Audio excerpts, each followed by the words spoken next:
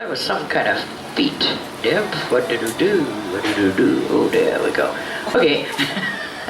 I'm going to, what happened? Oh, wasn't that odd? Anyhow, I figured it all out. Nothing to worry about, folks.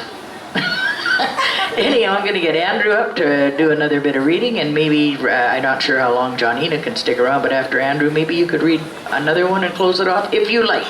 And if you don't, not to worry. So anyhow, Andrew's coming up to tickle our ears for a moment, and if Johnina would like to close it off after Andrew, that would thrill us to pieces. Francoise has really got her hearing set up now. She's going to listen to Andrew read. And I have to put this up because you're tall. Thank you very much for putting up with me again. Thanks, Candice. One of the things, I find it great fun to be here in a company mainly of women, because everything's more fun, actually.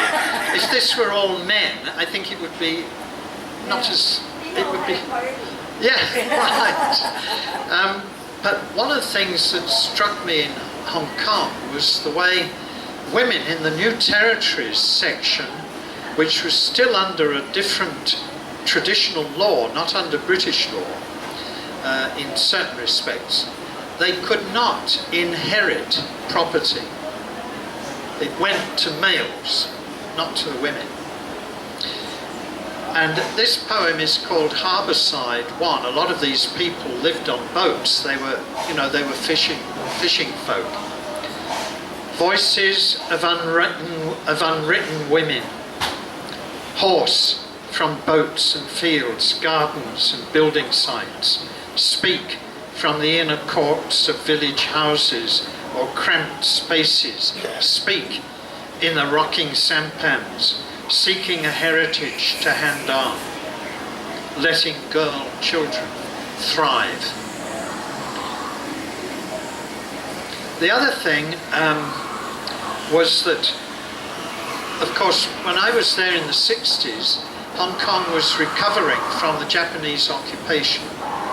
The Japanese did absolutely despicable, terrible things to the Hong Kong Chinese and any whites who were there. And of course, Gary Geddes, a Canadian poet, has written a book about Canadian soldiers that were there for the defense of Hong Kong. And many of them were killed, and some of them unfortunately went into the camps with the other whites. But so there are a lot of Hong Kong dead, including the nurses that were raped and then thrown from the roof of the hospital when the Japs got into Hong Kong. This is called Harbourside 2. The souls of the Hong Kong dead, of sad families of the lost who left for the Golden West. They throng in once upon a time Western market, in vanished go-downs, on old quays buried by new streets, and yearn still for the slap of oily waves, and sit calmly here in salt sea air of haunts unseen, unheeded by the new. Some remembering the Russian ship carrying Chekhov, a doctor wanting to see it all, the progress, the trade, the museum, and new roads, a railway up to the peak.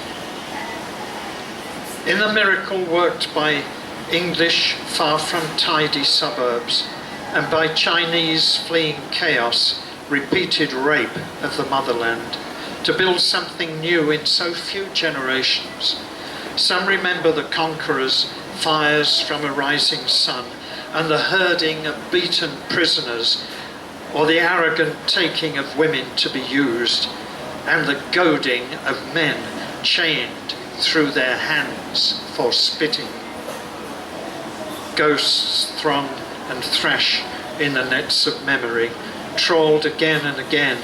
Ghosts are thrown back into the waves of the dying sea, of the living who ride the machine of the here and now.